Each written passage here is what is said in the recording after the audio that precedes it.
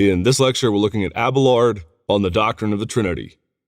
And when we come to Abelard, we come to one of the great medieval bad boys in the history of the church. Abelard was a precocious man. He was a savant. From a very young age, he was being elevated and appreciated for his intellect. And above all, he was one of the most important figures to wrestle with the questions of the limits of faith and reason. And Abelard comes from the area of Brittany, up in the northern part of modern-day France. And Abelard, from a very young age, was being put forward for intellectual distinction. He went down at one point and actually studied with Anselm. The two were contemporaries. In the end, Anselm didn't like some of the things that he had to say, and Anselm eventually sort of shuts him down, and Abelard therefore goes back to the city of Paris. And we're told all kinds of things about Abelard, both from his contemporaries and from his own pen. Abelard actually wrote an autobiography towards the end of his life. We are told that hundreds, and at least according to one account, thousands of people would come to hear his lectures. We're also told that he was quite a handsome guy, muy macho, which I can only guess was not very common for those in the monastic academic disciplines in this day and age. And in Paris, Abelard begins to lecture to great fanfare. What happens next, though, in his life is one of the more salacious stories in the Middle Ages, and it gave rise, in some ways, to the context of who Abelard was. As we'll see by the end of this lecture, Abelard was known as a bad boy not only in his personal life, but also according to those in the establishment within the church of his day. And he was condemned on at least several occasions. Well, the story goes of his days in Paris that Abelard grew, you might say, a bit bored with the simple life of intellectual leisure and lectures and these kinds of things. And he noticed a young, precocious woman by the name of Heloise. Heloise was the niece of Fulbert, who was the prior of a local order there in the city of Paris. Well, Abelard pursues her, and the two eventually start up a pretty raucous love affair, and eventually they gave into each other and began a sexual relationship. Now, Abelard at this point is a minor celebrity, and so it's not easy to hide these kinds of things, and eventually they become quite well known. Heloise, by the way, had no intentions of joining the monastery, of becoming a nun. She was simply a precocious young woman, very intellectual and very well learned. Abelard, of course, being an academic, an intellectual, a philosopher, had before him the ideal that he would join a monastery, or at least live a celibate life. But of course, he didn't want to do this, and so he and Heloise begin their love affair. The story begins to take a rocky turn, though, when Heloise becomes pregnant. Abelard does his best to protect her innocence, and he takes her up to Brittany, where she eventually has the child. One of the more interesting sort of side points on this is that they actually named their child Astrolabe, after the scientific invention from around their day. I joke with students that it's a bit like naming your son iPad, or something like this. Astrolabe was so important for their own day, and apparently that's what Heloise and Abelard decided was going to be the name of their son. Well, at this point, Fulbert begins to really weigh heavily on the situation. This is due obviously to the fact that Heloise being one of his family members, that he wants to look out for her. Fulbert, though, is also quite possessive, though, really not certain why this dashing young intellectual is pursuing his niece so heavily. We'll never know quite Fulbert's intentions behind any of this, why he was so possessive. It doesn't seem to be only the morals of the day being that this was a scandal. Rather, it does seem to be the case that he was affronted that someone from his family was being used in this way. Well, in the end, Abelard does attempt to make good on the fact that he'd had a child with Heloise. He does offer to marry Heloise, but he makes the rather strange demand that their marriage be kept secret. This is not due to shame per se, but rather, again, because Abelard is a philosopher, he does not want to be exposed as a married man. In many ways, the prospects of a lecturer and of an intellectual would dry up if it was known that he was married, particularly married with children. Heloise doesn't want to do this, though. She, in many ways, has a pure love for Abelard. She realizes that a secret marriage makes good on the fact that they'd had a son together, but rather that it would also put in perennial jeopardy Abelard's career. She offers, in a sort of strange, twisted, self-sacrificing way, to simply be his mistress. But Abelard insists, and so they are secretly married. To hide the fact that they are married, Heloise is eventually sent off to a nearby nunnery, where she is to live. Now, she doesn't join as a nun, at least not at this point. She is simply a civilian, someone from the outside world who has come there to live. Fulbert at this point seems somewhat placated, though he is increasingly suspicious of the fact that Abelard doesn't seem to really have the best intentions for Heloise. The two continue on again with a real hot and heavy love affair. At one point, they have sex in a corner of the dining hall of the nunnery, which of course is very scandalous. As time wore on, though, Abelard decides that he wants to hide the marriage even more, and so he begins to insist that Heloise wear the habit of a postulate. That is to say, wear the habit of somebody not yet fully a nun, but someone who is considering being a nun. Just think Sound of Music. Maria is a postulate there at the beginning of the movie. She's not yet a nun, and the nuns are trying to solve a problem like Maria, because they're not sure if they're going to take her, and eventually they don't, and they send her off to the Von Trapp family. That's really what Abelard has in mind. Hide the fact that she's his wife by putting her in a nunnery and actually having her wear the habit of a postulate. Well, it's that move, the forcing of Heloise to wear the habit, that eventually drove Fulbert crazy. He senses in this some ulterior motive where Abelard is going to throw off Heloise and force her to become a nun, thus absolving on some level their union. And so Fulbert hires a band of thugs, and they break into Abelard's rooms one evening, and they castrate him. Really sort of the ultimate response of the honor of the family that Fulbert believes he needs to pay vengeance back on Abelard and his member for the way that they have both treated his niece. Well, needless to say, Abelard doesn't have the desires of marriage anymore. And in general, it's from this pivot, from this turning point in his life, the mutilation of his body by the henchmen of Fulbert, that sends him off fully to be an intellectual. Now, Heloise and Abelard do keep up a correspondence. In fact, even to this day, in popular printing, we have the letters of Heloise and Abelard. And too often people believe that these are actual love letters, that these are people who have been sort of star-crossed lovers kept apart, this kind of a thing. Actually, just go ahead and read them. What's going on here is Heloise is expressing her genuine love for Abelard. She expresses her pain over the fact that they could no longer be together. And in the end, Heloise herself takes on the actual habit. She becomes a nun. And so precocious is she that eventually she becomes the head of her order, the head of her community. And she runs it with a real effective hand. But, always looking back, she sends letters to Abelard, proclaiming her love, lamenting the love that had been lost. Abelard, though, really doesn't want to hear this. Perhaps angry at the situation, perhaps blaming Heloise for the actions of Fulbert on some level, he eventually writes her and says, "Leave this behind. Stop looking back." He does admit that it was a punishment by God, that they had been doing wrong, but he says, "Leave me behind, forget me." And Heloise in the end says, "Okay, I will no longer send you letters telling you of my love and of how much I miss you." And so Abelard is really the bad boy until the end. One of the strange sort of modern twists to this, by the way, if you go to the cemetery there in the heart of Paris, and this is a pretty famous cemetery, Jim Morrison, The Doors, is buried there because he died of a drug and alcohol overdose while there in the city. And there are other famous Parisians there as well. Well, there's a famous tomb that is alleged to be the final resting place of Heloise and Abelard. And it's a bit quaint, the two lovers brought back together once again, belying any historical reality of the fact the two end up actually not being lovers who are torn apart, but rather Abelard has rejected Heloise and gone his own way. And by the way, there is some dispute as to whether or not this is actually their remains. But back to Abelard.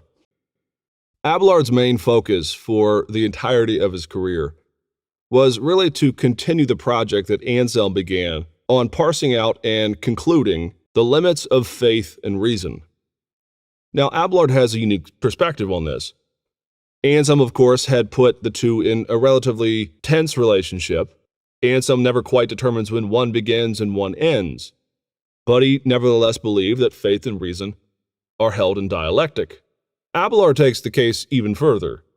Abelard, in fact, is one of the first real serious devotees of Aristotle.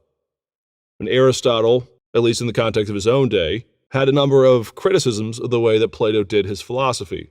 In particular, the way that Plato believed that he had accounted for the way that humans know things through this idea of the forms and this abstract reality. Aristotle said, nope, we need a more concrete, rational category for things. And in a manner of speaking, where Abelard ends up with this is he lands on the conclusion that really there is not a fundamental distinction between faith and reason. He appeals to another idea, that of illumination. Illumination, Abelard says, is something external, in this case from God, coming into our minds and giving us the wisdom or the illumination to see with new eyes. Abelard, in a manner of speaking, says it's the same process in faith as we have in reason. Philosophy, the rational mind, is seeking illumination. It strives for a perfect harmony of the categories of thought with the sensory experience that we have as it comes to us. And Abelard says faith is much the same way. There's no reason, he says, to see these as in tension, as if one picks up where the other leaves off. And so he, in a manner of speaking, overlaps the two and proclaims that when it comes to the items of the faith, the doctrines of the faith, we can apply pretty rigorous, one might say cold logic to these doctrines in order to come up with their conclusions. Now, the modern person, and even people in Abelard's own day, accused him of really being only about reason, really being only about philosophy, and you'll see why here in a minute. But Abelard really is attempting, he believes, to overlap categories in a way that makes them harmonious and makes both really on the same foundation. Again, though, the problem, repeatedly, the issue that gets Abelard into all kinds of trouble is his willingness, a willingness that Anselm did not share, by the way, to attack doctrines that had been more or less fixed from the beginning, and to attempt, he believed, to come up with new rational articulations and groundings for doctrines that are cherished and beloved by all Christians. And so we're going to look at one of them here, and then we're going to look at one in our next lecture. For the rest of this lecture, we're going to look at what Abelard has to say about the doctrine of the Trinity. And in our next lecture, we're going to look at Abelard on the atonement, one of the more controversial subjects that Abelard ever wrote on. But the Trinity is actually, in his own day, one of the subjects that Abelard was most attacked for. Abelard wrote a total of 3 separate tracts on the Trinity, coming back again and again and again to this doctrine in an effort to understand it. The problem, though, is they continued to be condemned. The first work that Abelard put out on the Trinity was actually condemned in 1121 at the Council of Soissons, and he was accused at this council of holding to Sabellianism, which you'll recall is the ancient heresy of what we often call today modalism. Sabellianism or modalism is the idea that there really is only one God and he wears different hats or different masks when he appears as the Father or the Son and the Spirit. Now, in some ways, this charge against Abelard is unfair, as we'll see. He believes he's made an account for the difference between the 3 persons of the Trinity. But it is actually somewhat ironic because Sabellianism, in a manner of speaking, was the ancient rational heresy. It was the idea that, well, if the Trinity doesn't make any sense, it might make more sense just to come up with a conceptualization of one God and 3 hats, or 3 masks. And Abelard does come close to this doctrine, and so his first work was condemned. His third work was also condemned in 1141, this time at the Council of Sens, due in large part to the intervention of Bernard of Clairvaux. Now, keep Bernard in your mind. We're going to have a lecture on him in 2 lectures from now. But Bernard is one of the great antagonists to Abelard. He just simply doesn't like the guy. Some of the confusion we have, even down to the modern world, about what Abelard taught, in fact, comes in large part to the real scandalous ways that Bernard described his theology and the ways that he had him condemned. Well, in the end, Abelard is actually at one point excommunicated.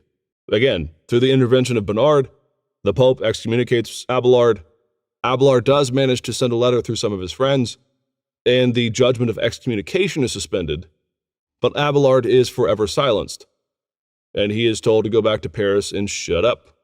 Well, what was Abelard's teachings on the Trinity that got him in such hot water? Well, in large part, what gets Abelard in trouble is the way he approaches the Trinitarian doctrine itself. Abelard begins with the idea that if the Trinity is going to be an official doctrine, it can't be based fundamentally on mystery. This again goes back to the classic obscurantist on the one side and the rationalist on the other. If that spectrum holds true, Abelard really is pushing towards more of the rationalist side. And he accuses the traditional articulation of the Trinity as being more on the obscurantist side. People just throw up their hands and say, well, he's 3 in 1, la-di-da, let's keep going.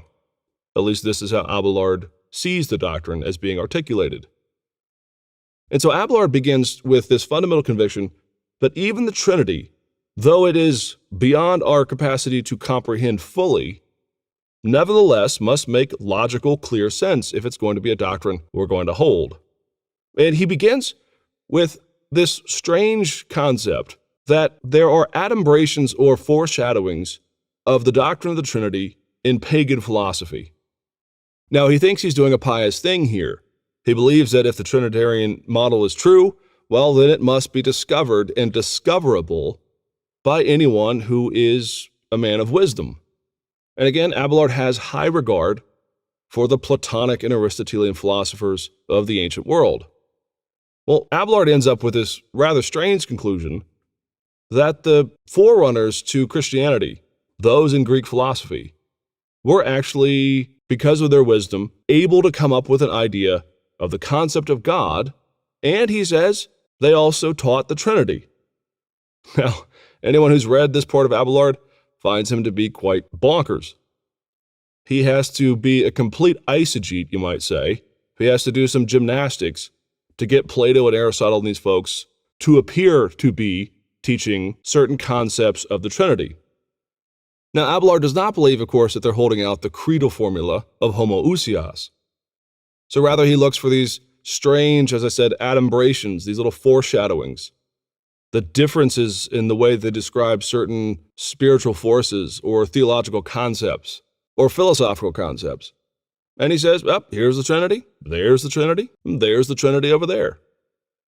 It made perfect sense to him. He doesn't stop there, though. Abelard is also one of the few folks, frankly, in the church's history.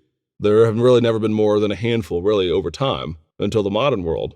Abelard is one of the people who argues that these pagan philosophers, because of their illumination, because fundamentally faith and reason function on the same principle, because they are illumined, because they are wise, he argues, well, they are saved. They knew God before Christ had come. And so he argues, congratulations, you're going to see Socrates and Plato and Aristotle in heaven. Now, again, a lot of this is made fun of. Abelard is sort of teased by people of a variety of different stripes over the centuries. How in the world could he do this? At the very least, people who are historians of the Greco-Roman world just shake their head at this. So very often, Abelard proves his points by bending and twisting the original meaning of Plato or Aristotle or someone else.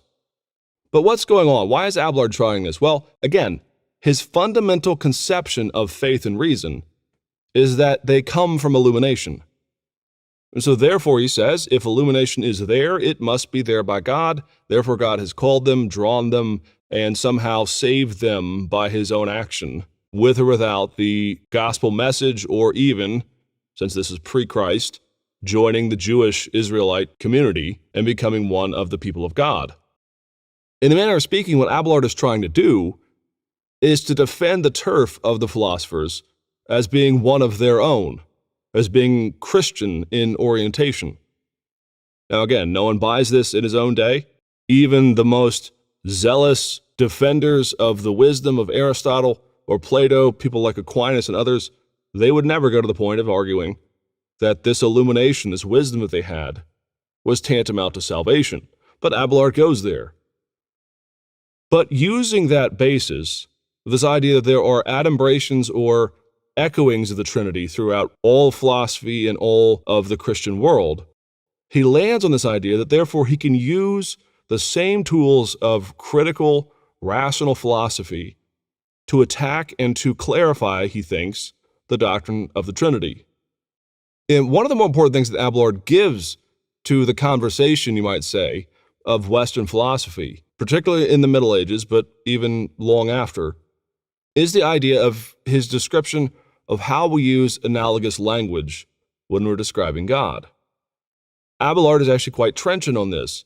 He points out that we have to use very clear categories when we're talking about God. We have to be careful, because there are times, he says, when we're using pure metaphor. When we describe God as a rock, well, no one believes he's a rock in the sky. But when we describe God as good or as Father, are we using an analogy there? Are we using something from our frame of reference to describe God when it may or may not be a reference that he himself is in his own being? This sometimes comes up specifically on that issue of the fatherhood of God. In what way is he a father? Is that an analogy that we use based on our concept of what a father is? Or is it something that is essential to God's being, that he is a father, in particular in relationship to the Son? Well, based on that, Abelard moves into the description of the Trinity. And he argues that when it comes to the Trinity, when it comes to describing God, we can't use concrete language because that would be illogical. We can't use language that we believe, he says, is equal signs with who God is in and of himself in his being. Rather, he argues, we have to use, here's a jargon word, similitudes. Now, similitude throughout the history of philosophy, particularly in the modern world, is really just our modern 21st century word for analogy, or maybe a bit less on the nose, metaphor. A similitude is something that is analogous.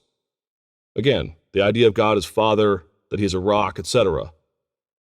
And he says we must be careful when we use language about God as if that somehow implies something about his being.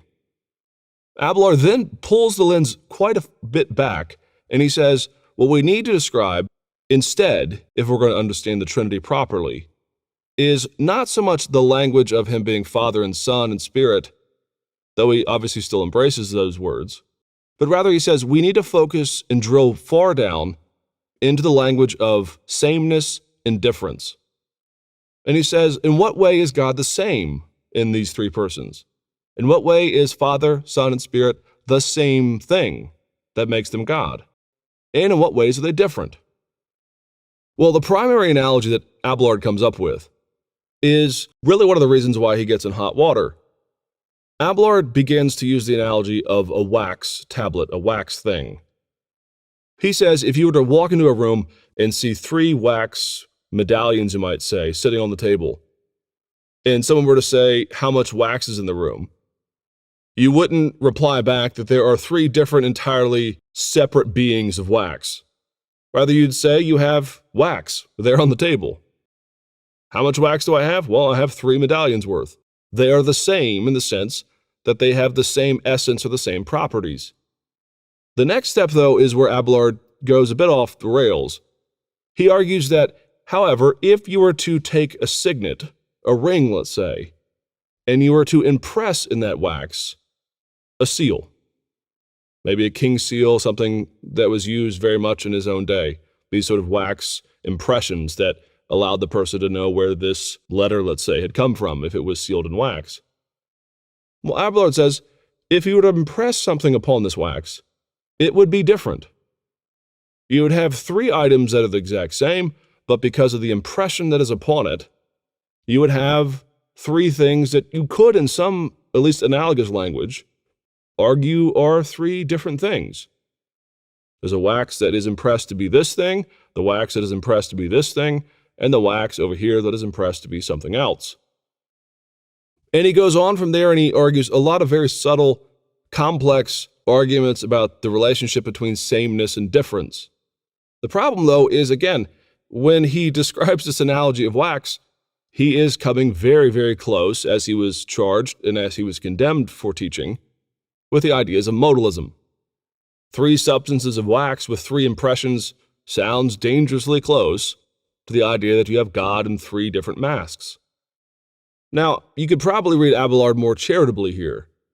He's using an analogy to describe what he means by a more complex, abstract idea of the relationship between sameness and difference. He was trying to parse out the difference by saying that the Father, Son, and the Spirit have the same substance, but he avoids the language of personhood and instead talks about this essential difference between the three of them.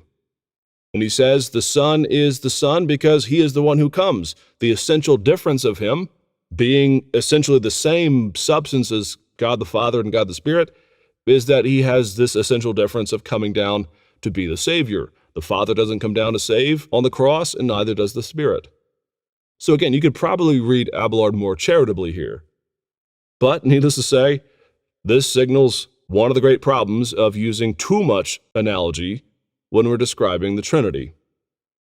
In the end, Abelard's quite complex and multifaceted arguments here really put him on the outs when it came to the establishment there within medieval Europe. Bernard of Clairvaux went after him, as well as several councils, and even a pope at one point excommunicated him. We can see here, though, that the fundamental root of what Abelard is attempting is something that's quite unique. He's trying to run every doctrine, even the core ones that, by and large, people would consider to be established and ironclad by this point in the Middle Ages. He's trying to run all of these doctrines through the rigors of the rational mind. And, in his mind, if something doesn't pass intellectual muster, it needs to be kept off. And it's for that reason that he decides not to describe God as one essence, which he does keep, but three persons, which is the creedal historic view, and instead he tries to land pretty squarely on some new idea about something called essential difference. Now again, there's a charitable way to read Abelard on this, and it's not enough to simply to give him pot shots for having gotten in trouble for his descriptions here, but rather it signals something of where Abelard is coming from. More problematic, of course, is his use and his defense of the salvation of those who were very clearly neither Jewish nor Christian, the Greek philosophers. And it's that interest on the salvation of souls and on this idea of illumination that actually pushes Abelard further and further to conclude a new set of doctrines, or a new set of principles, you might say, as to how Christ saves us, how he came down, and what the atonement of Christ achieved in us, not just simply for us. And we'll look at that issue in our next lecture.